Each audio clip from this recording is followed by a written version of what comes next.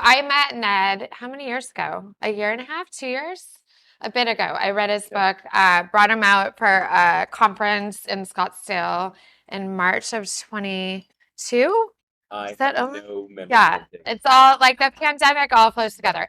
Anyways, I read his book and I read a lot of books, and I have to say it's one of the best books I've ever read because it's so relevant and practical. And one of the golden nuggets from the book is called having a non-anxious presence as a parent. So I do a lot of workshops with faculty and parents around like why are our kids so dysregulated, what's going on with them, and trying to really impart to them that brain science and the research behind brains, like as a parent, as an educator, we really need to dig deeper into that, because as an educator myself, I never really got a ton of education around the brain. So I'm going to throw it over to you on how can we be better about not displacing our own anxiety onto our children.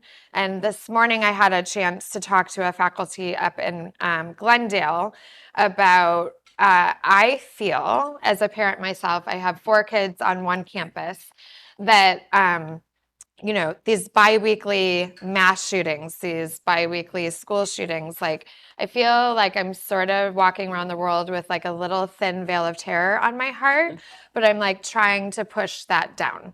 So with all the world's things going on, and then just more granular with like school and homework and just the day-to-day rub of being part of a family, how can we be better about not displacing our anxiety onto our kiddos?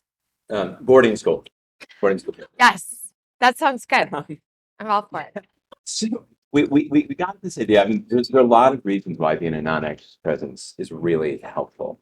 I know there's conversation earlier this morning about executive functions, and we know that when people are stressed, when the amygdala is firing, right, that the prefrontal cortex and all of those executive functions go offline, right? So self-control goes to pieces. Your ability to find solutions goes to pieces. Mental and cognitive and emotional flexibility really goes to pieces, right? So when people are struggling with anxiety or depression, they can't think differently. They don't want to be thinking about the thing that makes them anxious, but they can't kind of get out of that loop, right? It's also really important to be in a non-anxious presence as much as we can, because so often kids will have problems, right? But then they don't want to bring it to mom or dad or whoever, because oh my God, my dad will lose his mind, my mom will, and that may not be true, but if that's the kid's perception, then instead of running to the people who could most help them, they kind of hold those feelings themselves, because it's enough to have their own hard feelings. They don't want to deal with a kind of parent's overreaction as well. And so we borrowed this term, and I wish we'd made it up, like it, from a guy who was a consultant. He was a religious leader, and he just made the point that things go better when the person or people in charge aren't overly emotionally reactive, right? Aren't run by anger or by fear. I mean, if you go to your doctor, right? I had a cancer diagnosis 10 years. If you go in the doctor and you're like, oh, right. I mean, it's like, oh, that's not going to put you at peace, right? Right. Or if you have an infant, right? You can't soothe a child if you're stressed out yourself, right? You just can't do it. And so and the other reason, and I'll get to the kind of how, but the other reason we think this is so important is the argument that we make in our book, The Self-Driven Child, is that really the two most powerful things that we can do for children is to help them feel loved unconditionally, and for them to feel a greater sense of control over their own lives. So that I'm competent to do things, right? That I'm not being told what to do all the time, that they feel like they can handle hard situations. And when we're stressed, because a low sense of control is so stressful, when we're stressed, we tend to try to exert more control over other people, including our children, which is then stressful to them, and then we're stuck in this really terrible loop.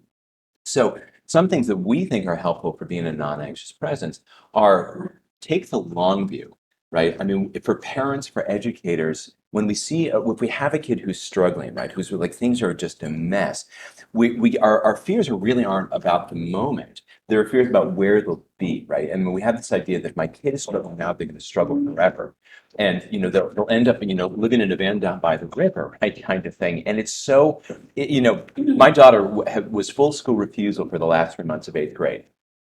Long story, I won't go into the whole thing of it, but I'm a guy who helps people get into college. So like, what's my inner monologue, right? And so if your kid doesn't have any friends or is struggling with anxiety, depression, or whatever, we think that they're going to be stuck there forever.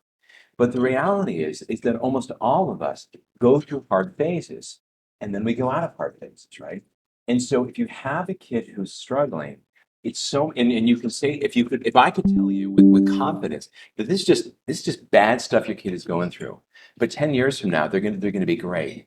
You just knew that was part of the path. You wouldn't worry about them so much. And ideally, we as, older people know that we've lived this ourselves, right? And I take over chair, so I'll tell the story. So I am my family was a little bit of a hard mess. My dad was a problem drinker. That didn't end well. My mom was in and out of hospitals, psychiatric hospitals, and it was all fine until it wasn't. And I spent 3 months in seventh grade in a pediatric psychiatric hospital. But I came back to school. I wanted things to work out because it's not like a video game. You don't get a do-over, right? And so, fortunately, my parents did the best they could, and the educators around me had no sense that you've ruined your life, right? We so often try to lead children or colleagues or spouses with fear. Oh my God, this is going to be a disaster. And if we can be less anxious, it helps a lot. In addition to sort of taking the long view, two other quick things I would say to make it a priority to just enjoy kids as they are, right? We talk about unconditional love, but then we say things like, well, you're okay in my book as long as you try your hardest. That's conditional, right? And it's not easy to love kids when they're acting in ways that are unlovable, right? But when they're at their worst, that's when they need us the most, right? When I returned to school in seventh grade, I popped my head into the Miss Green was my math teacher. I like math, and I was expecting to like get a book thrown at me, like Mr. Johnson, where's your homework for the last 3 months, right? Like, and instead she her sort of looked up for her grading, and her face just got as wide, it's like, how are you? And it was like it had never occurred to me that I had teachers who liked me, not like the fact that I was really good at school and I gave them A's and I was polite and all that kind. It had never dawned on me. And we all have kids we're working with who are prickly because when kids are depressed, that's what they do, and who act up and do all kinds of things. But we can disapprove of the behavior, but still enjoy the kid. And it's easier to do that when you're less anxious. And the last thing that I'll say is we were just talking about the fact that I took a very early flight in this morning to be here. I'm delighted to be here.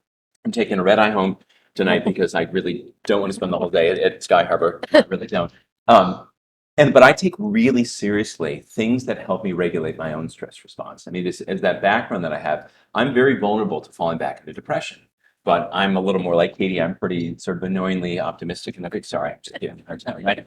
And I like being that person, right? But to be that person, I have to work really hard at being well rested, at exercising regularly. I practice meditation twice a day, and with that, I can handle almost anybody's stuff. And this last part, I'll sort of tell about that really quickly. The second book we wrote called "What Do You Say? How to Talk with Kids About Motivation, Stress Tolerance, and a Happy Home." I got to do the audio of this, and it was right in the summer of 2020, no, 2022, 2021. So COVID, right? And so I was going to do this. My writing partner is in his 70s and wasn't safe. So I'm enjoying this grand adventure, and I come out from the studio, and I called my wife, and our son was he'd been having all these migraines, and we wondered what was going on, if it was in the family. And I said, "Well, Vanessa, how's he doing?" I was just on the phone. Let me ring him up. So we're on the three-way call. We're having the conversation about how much I've spoken too much, blah blah blah. And he drops a word.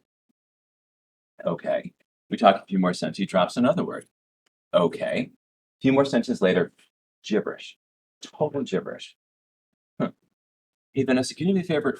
Don't hang up because we're connected. Just call me on the line if you could, okay? Hey, Matthew, I'll be right back. I'll be right back. But obviously something's not right here. So we call the 911, get folks over there, get the camp counselor, get the director over there, get him back on the line. Hey, Matthew, I'm having a little bit of a hard time understanding. Can we just try like yes, no questions? Can you say yes? Yes. Can you say no? He says no. So tell me your first, middle, and last name. Toothbrush, toaster, avocado. Okay. So something's probably not quite right here. So mom's called the camp, blah, blah, blah. Well, brain tumor, brain tumor, brain tumor. He's okay now. He's great. He's back to college. He's out of the woods. He's doing cool stuff. But oh, what a conversation and what a year that was. And the thing that think about was my wife and I were out to dinner. We went front and back from where he was back to PC for good medical treatment. And we were out to dinner, and my wife said, I've had 3 people ask me, how are you so calm about all this? And she said, honestly, I think it's the meditation. Now, this isn't a plug for meditation, but it's a plug that if the influence of stress we have into a person or family or school or a community, the whole bloody country, right? Think of COVID the last few years. If that's not balanced by healthy outflows of stress, then every bad thing that you can think of will happen, right? How much did the drinking go up under COVID? How much did the truancy? How much did the domestic violence?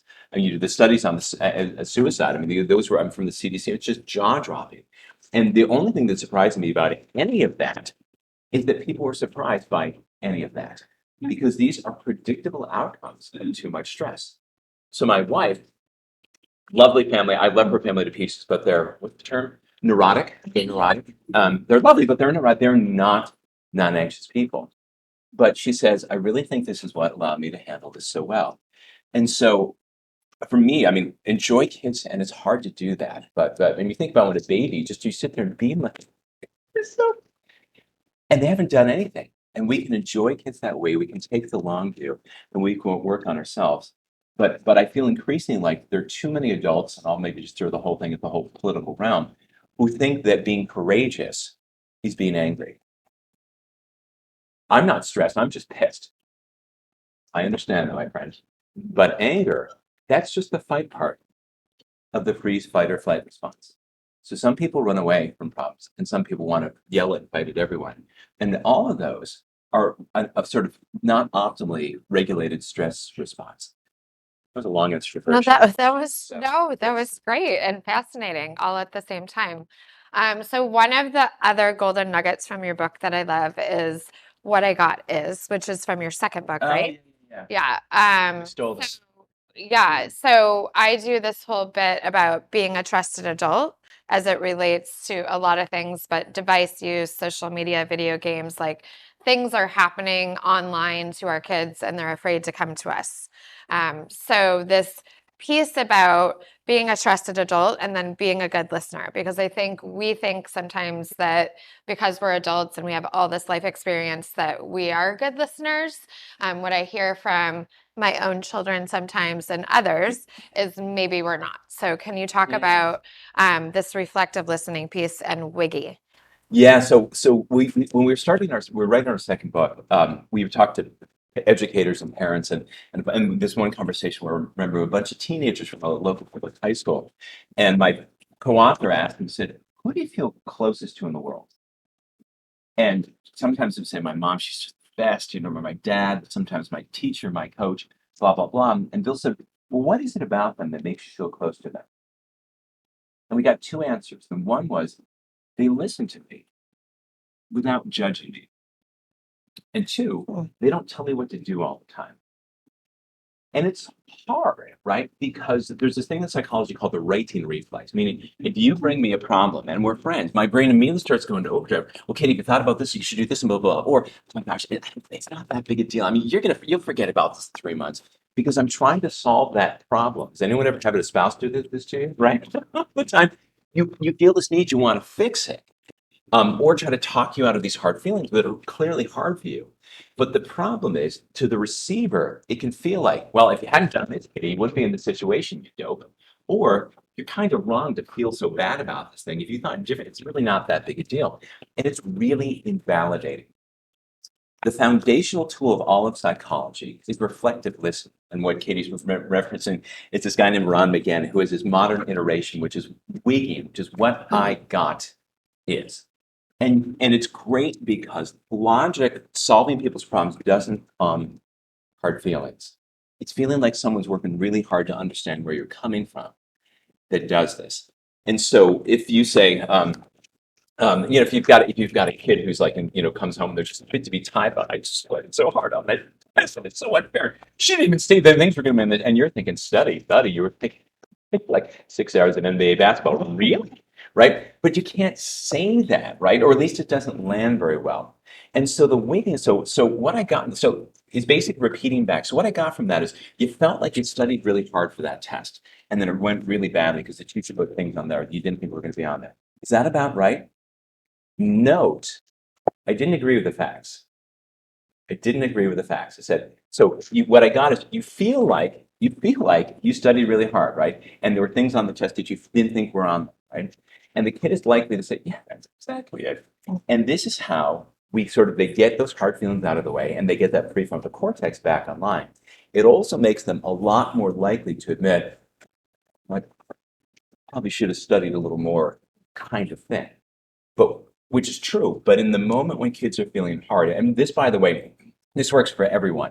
I don't know, maybe it was fine from back here last time I was watching a thing with an FBI interviewer. This is great, who like interrogates like terrorists or whatever.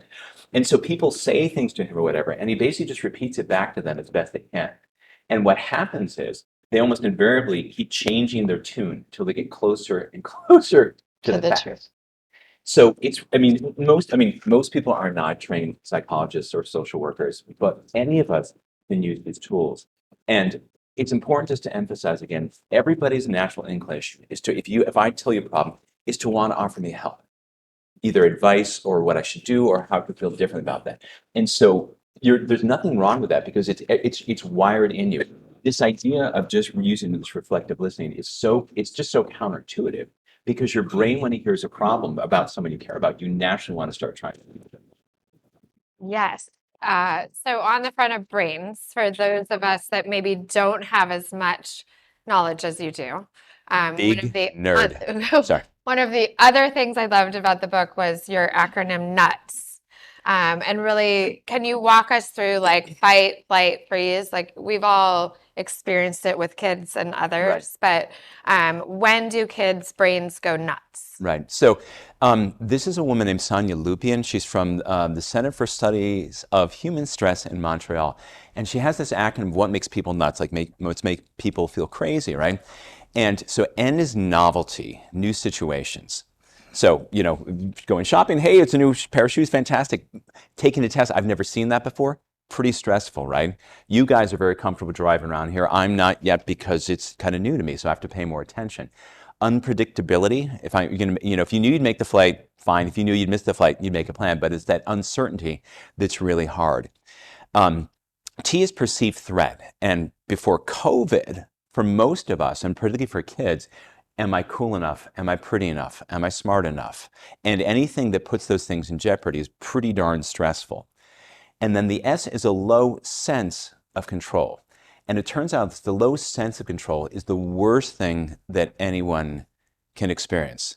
I was just talking with Officer Steve over here a little bit. I have a twin brother who, his name is Steve, and he's a paramedic. So he deals with really, really, really, raw stuff because it's not even shown up at a hospital yet. But he can jump into situations that are really intense because he has a sense of control. Like if someone just has a heart attack or an epileptic fit or starts bleeding here, most of us would be like, right? But he's been trained and has the tools to do something about this. And so this acronym is really useful because if a kid is really stressed out, try to ask questions and use these tools of reflective listening to figure out which one of those things is really the stressor, because you can start trying to navigate towards a solution that's hitting the wrong thing.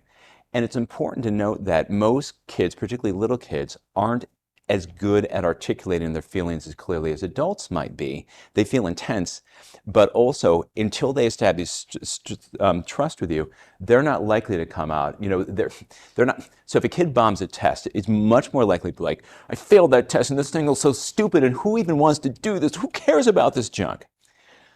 And what the kid is really likely as much saying is not that this thing is stupid, but I feel stupid. And that's a really vulnerable thing for a kid to come out and say, I tried so hard on this test and I feel stupid and my parents are all on top of me and everyone thinks I'm an idiot and I feel like an idiot. But when you think about this as a model and you just sort of engage with a kid to try to understand what that is and then then reflective listening. So what I hear is you really wanted to do on that test do on the test, huh? And it went bad. And I'm guessing it's making you feel pretty sad, right? Because it seems like other kids get this easier than you do, huh? Yeah. and especially for kids who've got learning differences, their experience almost every day at school is, I don't feel smart. I don't feel smart. And then we turn around as parents and educators and try to tell them how incredibly important it is to do this thing that they already feel inadequate at. And I just would make a point on that, whether we'll get deep into motivation or not, but the major manifestation of anxiety is avoidance. People avoid things that stress them out. And so if school makes them really feel bad about themselves, this is why many kids don't want to go to school at all. And we feel like we need to tell the kid why it's so important. And if we go the other direction, there's a story in our book about a kid. He had a 2.3 GPA, not great. And he was working with my friend Bill, who's a clinical neuropsychologist. And he explained how he was really, really good at manipulating his teachers to basically give him passing grades, but he didn't do any work at all. But he was really into EMS. He was on there's a really good program in our corner of the world. And he was going on and on about this. And Bill looked at me and said, am I the only person who thinks you should just drop out of high school? Like, why are you doing this? It's you're spending 6 hours a day driving your teachers crazy. You don't care. Why don't you just, do emergency medicine? He said the following week, the kid's parents came in. They were both college professors. This is going to be terrible. And they thanked him. They thanked him for saying this because he'd spent all of his energy going the wrong direction. So he started exploring what could he do. There's a really good fire program at a university where we are, and started exploring at this. But what he found was he couldn't stay in the emergency medicine program. He couldn't be an EMT as a kid who was 17 unless he was enrolled in high school. Well, now he had a reason to stay in high school. And at the end of the month, he'd moved his GPA with 2.3 to 3.6 because now it was actually tied to something that mattered to him. And Bill will say all the time for kids, if for what it's worth, particularly for kids who feel like they've already ruined their lives, that you can tell a kid, look, you could fail every single class you took in high school, every last one of them. And you could enroll at the local community college. And after you get 30 credits, you can transfer to pretty much any place in the country. And we have this idea that if we tell kids the truth, that they'll stop working. But what it actually does, it makes it easier for them to work harder because they don't feel like they've already ruined their entire lives, because fear is so debilitating. So we spend a lot of time trying to give kids an accurate model of reality. So on that note of like GPA, achievement, motivation, all the things. So there was a study, I think is it Alan Kruger? Yep. Can you talk about the life skills at 18 and then the financial success at 38? Yeah, so this is Stacy Bergdale and a guy named Alan Kruger, and they looked at all this literature about college and how important basically going to good college versus a less selective college and what that meant for success, career, money, and this kind of thing. And it turned out the correlation was incredibly, incredibly weak. It wasn't the college, it was the kid. Because what they did is they looked at people, Katey and I both get into Michigan State, and she goes to Michigan State, and I go to community college and don't go to Michigan State. And then we look at the lifetime earnings. And it turned out it wasn't the university that made her a great student, right? It was the great student that made Michigan State a great university. And so, are there advantages to going to Stanford someplace? Obviously, there are advantages, usually for your first job. But after that, it really doesn't make that big of a difference where you go to college. And we often say this there are all these very expensive, fancy pants private schools where we are.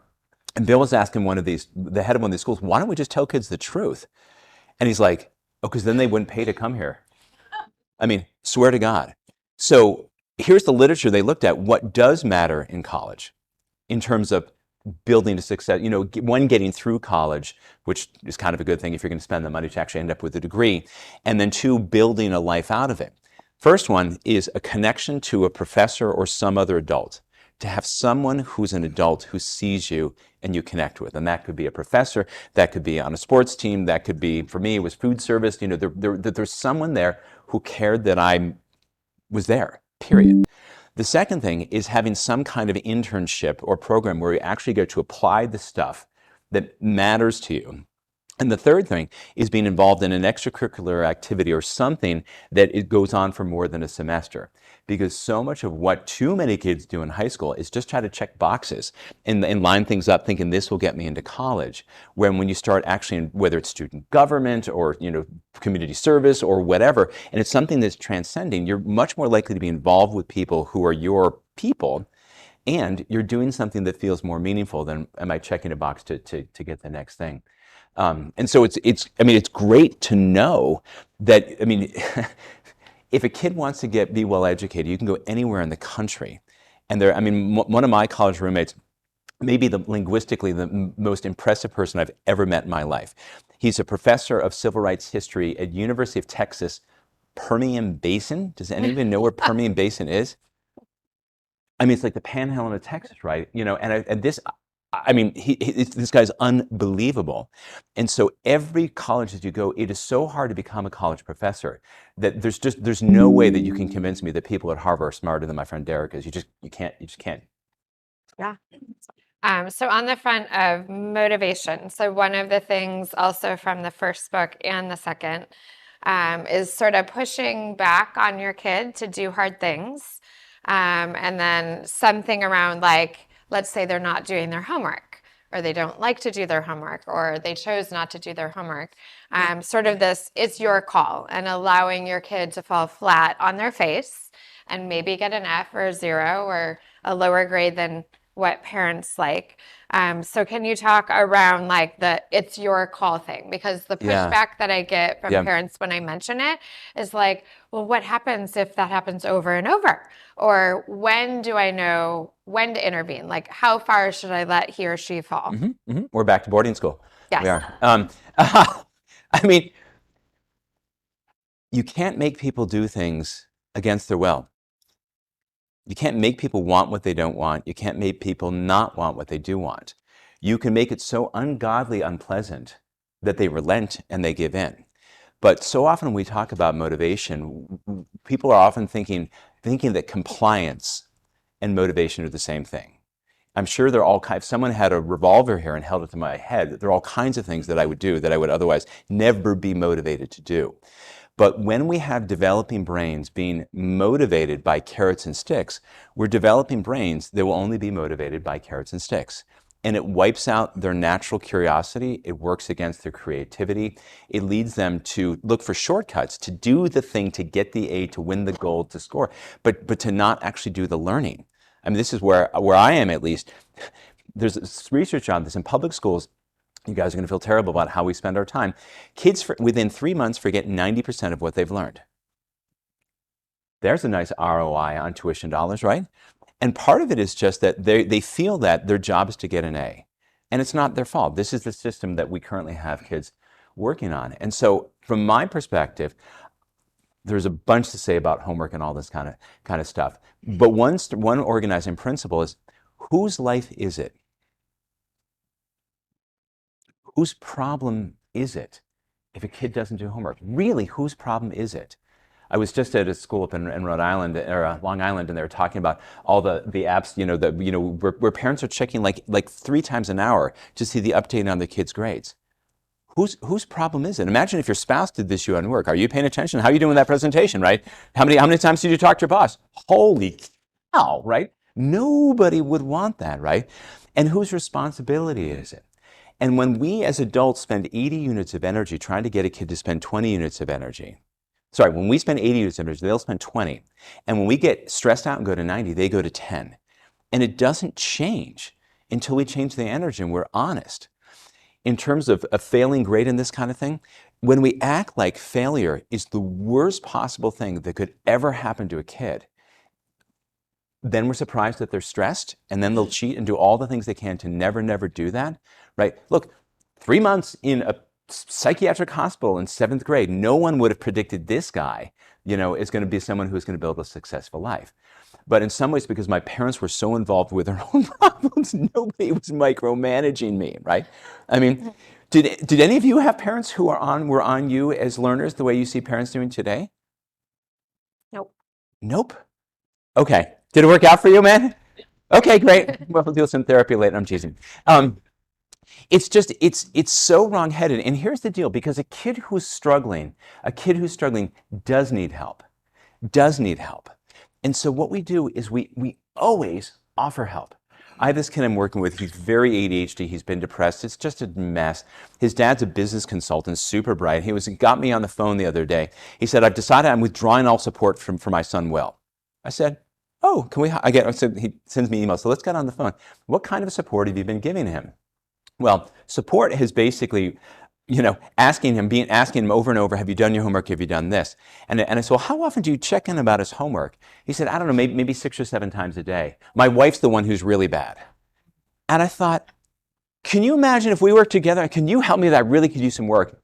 Yeah, Ned, I'll help you. Fantastic. I'll be back in 45 minutes to check on you. And I did that every day, all day long. You throw me out the window, right? Yeah. And then kids get the message that someone other than them is responsible for their own success. And you didn't ask about it, but I'm going to go into this for a moment. The single most supported model in psychology, and one of the most supported models the most supported model of motivation, and probably one of the most supported models in all of psychology, is something called self-determination theory. And it's how we help people develop intrinsic motivation, not carrots and sticks, but intrinsic motivation. And the 3 psychological needs that need to be met: you need to feel competent, okay? You need to feel connected or related, and you need to have a sense of autonomy.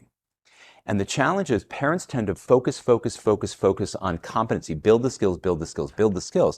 But the problem is, if I'm doing 80% of the work, you might be getting an A, but you don't feel competent because you think it's because of someone else. Without me, this never would have happened. It's certainly doing crazy bad stuff to our relatedness because I'm just like the nagger in chief, right? And you're like, buzz off, man.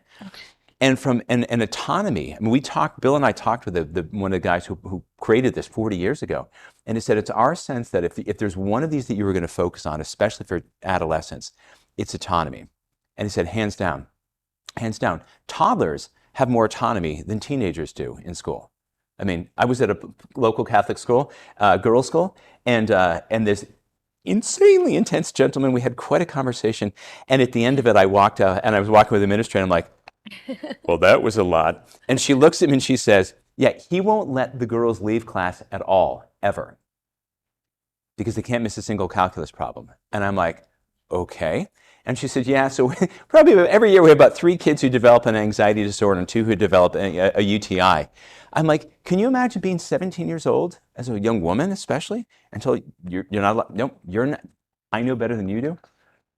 So the challenge with schools, and one of the things I love about school choice and the work that you guys do, is what I need as a student, what you need as a student, are different things, right? Are different things. You may need huge amount of challenge because you're bored out of your mind half the time.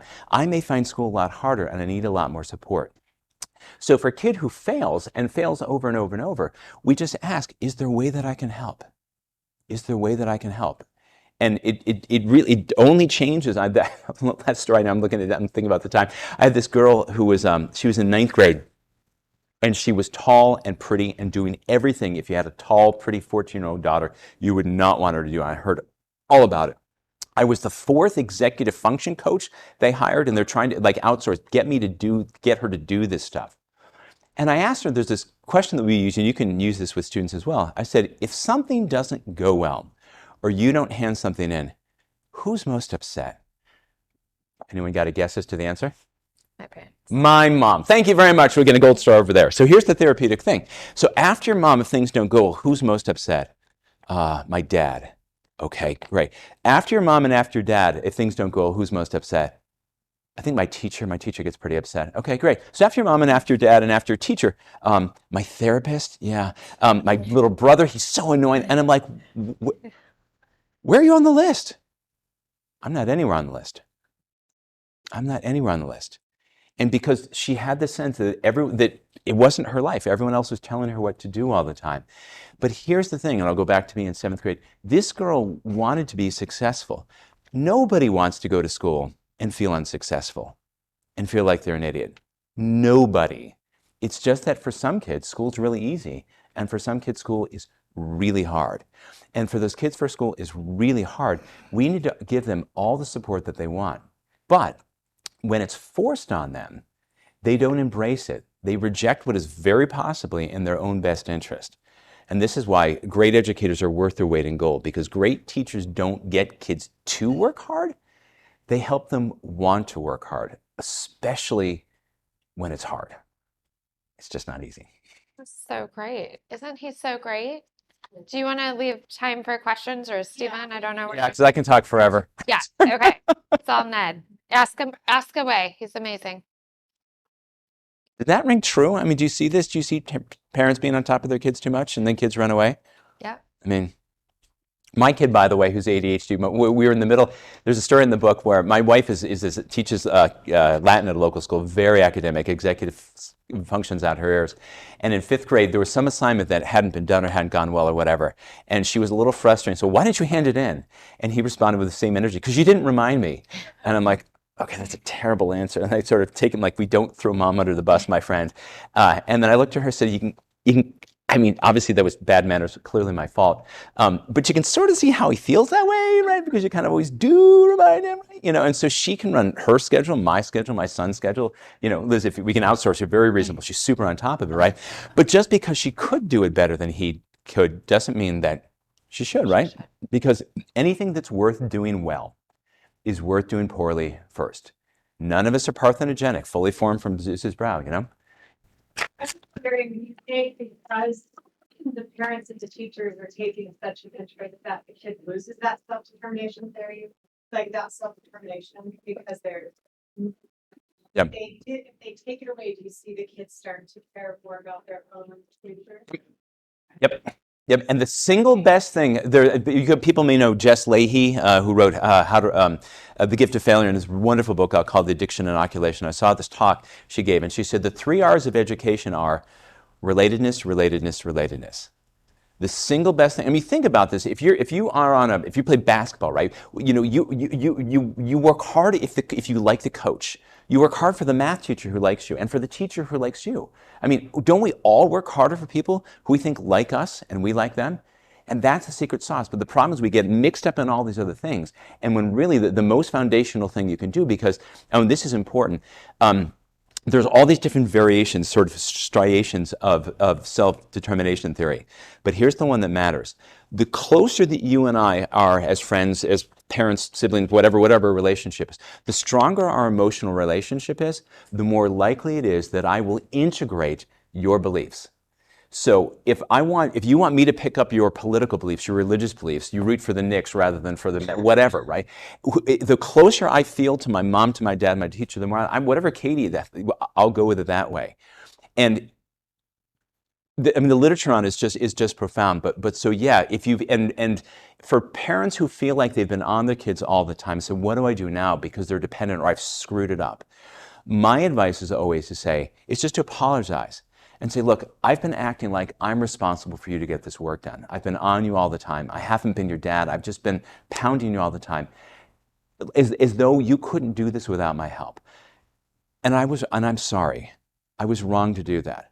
I will help you. I mean, we talk about this idea of love you too much to fight with you about your homework as a chapter. And you talk about being a consultant. And I will help you any way that I can. If you find this stuff boring, I'll sit with you. I can quiz you on this. And we offer help.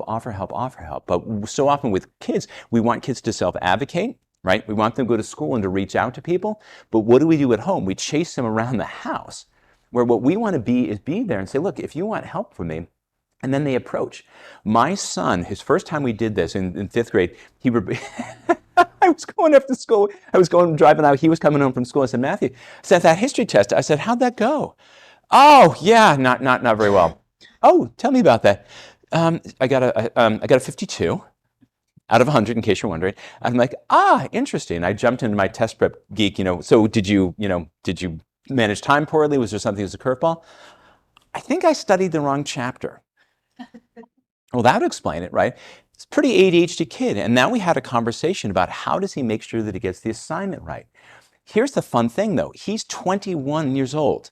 In December, I got a text from him. He's studying overseas in Amsterdam. Hey, Dad, do you have time? I'm behind on papers. He's ADHD. This is what we do when we're ADHD. I'm behind on papers. My methods aren't working. Can we brainstorm together about what I can do to help get the work done?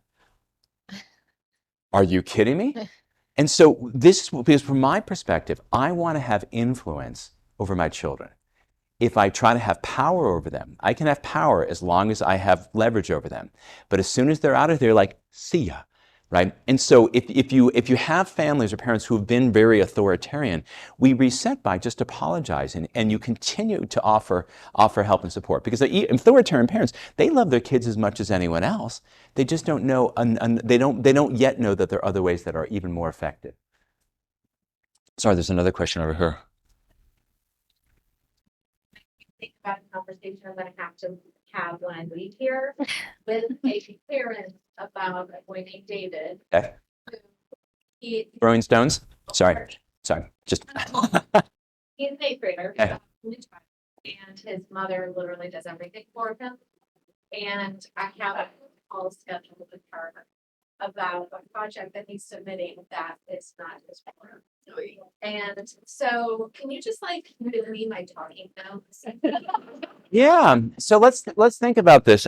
So, right? Yeah. Boy, I'd be happy to help. I'm free. I don't have students until much later today. So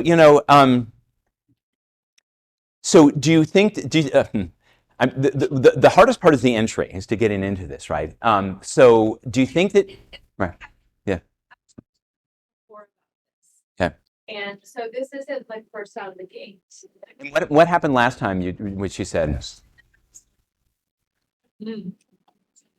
Like, I assume you haven't asked him yet whether that was his work. fully all this line. Oh, wow. So, yeah. Yeah. Yeah. And she's kind as the day is long, but he's going to be in peaceful. Yeah. I literally had that call. So let's think. So the email that was sent to her, we just need to have a talk about this work, and she doesn't know what she's getting into yet. Yes. Okay. So one of the things, I mean, it's hard. We're trying not to make people defensive, right? So I wanted to talk. I'm just making this up. I want to talk to Mrs. Miller about this. I had a number of students who had just beautiful projects that were done this thing, and I was blown away by the quality of them. And the kids, and they care they care so much about how well they're doing on it. It's really an awesome thing. As I've looked at this, though, it seems to me that a number of other students, I'm making this, a number of the students have shared that sometimes they would do things and they'd start with one version of it, and then they'd run it by their parents, and their parents would help kind of version 2 be even better than what their original work was, right? And one of the things that I know that's so important is moving forward is that the kids have the opportunity. For me as their teacher, I want to know when things are a little bit sloppy, because I know that that's an opportunity for me as a teacher. Right? I also know that it's important for kids to have the opportunity to own their own work, especially when things can be, if they're a little bit suboptimal. I have the sense that, and I don't know, but I have the sense that David, this may not have only been his work. And I don't know, some kids were working with friends. I mean, do you have any sense that he was getting input from his classmates or from anywhere else? Because I'm worried about the long-term effects on this. Now, is she going to say, absolutely not, it's 100% his work? Okay. And I'll just keep going. So I mean, obviously I don't know what his work is, but let me just tell me what I see, right? With kids like your son, who are super bright and are super capable, right? And they often can just do beautiful work without actually having to, because they're just so smart, they don't have to work as hard as other kids. I'm just making this up, right? What will happen was just, kiss up a little bit. What will often happen is when they get into more competitive environments, which you will in high school, because what will happen, much like being a great athlete, you'll perform with other great athletes, right? Kids like your son who are so academic, right, will often then, be against other kids who are just, and what happens is, sadly, kids like that become a little perfectionistic. And if you don't know the literature, and there's a whole chapter in our book about expectations, what happens with kids who are perfectionistic, it looks great at first, and everybody's like, oh my God, everything you do is perfect, it's just amazing, right? And we applaud it, but what this ends up doing is kids end up being afraid of making mistakes. And more importantly, they shy away from feedback, right? When they do make mistakes, they try to cover it up, and they end up not wanting to push themselves to do things that are harder, right? Right. And I need to plug in. I resist myself with my own children. So I do understand that. It's just an awkward conversation, especially when you're not on the same page. Yep, it is a very awkward conversation, right? You know, and I would also say, I mean, it's a little bit. He's in 8th grade, so we're in the middle school now. I mean, people know Tina Payne Bryson. She's co-author with Dan Siegel, The Whole Brain Child, a whole bunch of other really great books, and she has this talks about emotional resilience, and she said the model for that is adversity plus support. Not adversity without support becomes trauma. Adversity with constantly being saved creates dependence. And there's this fantastic, I don't think I have brought a copy of my book. There's this wonderful story in our second book. This researcher named Jessie Borelli, you're gonna love this. So it's about parental, she's an expert on parental over control. So she brings in a bunch of like 12 and 13-year-old kids, plunks them down in front of a computer, ostensibly to test their visual spatial reasoning ability. So it's a puzzle, and you gotta put things together, whatever. They bring along parents, in this case just moms, who are there in theory just to give moral support. What they're really doing is testing stress contagion. The puzzle looks easy. It's not. I think I'm a genius. Apparently not. My mom thinks I'm going to do amazing. I don't. And so as I start doing this, and the whole time my mom's over my shoulder watching, I start to get more and more stressed. And you can tell because I got a heart rate monitor. It's going up and up and up and up and up and up and up. Mom, who's along for the ride, has been told the only thing that she's not allowed to do is what her natural inclination is. Help. Do not help. Don't you do it. So she's sitting there watching me struggle, right? And she's getting stressed out because I'm stressed out because stress is contagious, right? And eventually, and her heart rate's going up and up, and eventually she jumps and, no, oh, over to your left, no, to your other left, right? And starts telling me how to solve it. And her heart rate goes down because she now feels that sense of control that we talked about. The problem is, mine goes up even more and more and more. So I was David perfectionistic. Interesting. So mom got an A in the project and she didn't hand anything at all. He's an unmotivated child in terms of like group work, does do everything in school, and then does nothing and comes the next day. So mom did a great job with it. Top of it. I helped once with, I got overly involved once with my kid. This is one of the best parenting fails ever. Okay, so my son was in 8th grade. They had the egg drop, the egg, dropping in and I never got to do this in school. And I so wanted to do this, right? And I got so overly involved, and I misread some of the instructions or whatever, and string or whatever. And so you're apparently allowed to use a lot of string, but I'm totally a rule follower. And so I thought we were only allowed to do this amount of string. And so instead of making a parachute to sort of bring this thing down safe to the ground, it ended up being about this long. What we really made was basically a guided missile, right? So just held it upright. And if we'd thrown it straight into the ground, and my son is a tinkerer, and so he loves building things. He's the most easygoing. This is one of the few times in his life he has ever been truly pissed at me, and it was such an epic fail. If he's an ADHD kid, I'm not that worried about it because, in the same chapter we talk about the dopamine wars. There's this thing called the Yerkes-Dodson curve, and it's just it's stress. Some people perform best with very little stress. Some people perform with a lot of stress. They talk about warriors versus warriors. On average, women have more available dopamine, and they also metabolize it better. So it's easy for them to get on stuff and stick with stuff on average. Boys and men, much more likely to do things last minute. If it's a teenage boy with an ADHD boy, he's way the heck out there someplace. And so this mom starts to stress way before he does, and she just jumps in and does the whole thing. Oh, it's going to be. I'll have to share that. There's that. Right. Yeah. I have a TikTok off this. I made this TikTok. I called it the Last Minute Kid. And the whole thing is, I'll find it, and it's a little extra because my head had been shaven when my kid was a brain tumor, and I write upside down, and so it got it's like 1.5 million views. So this is the one for her called the Last Minute. It's very silly.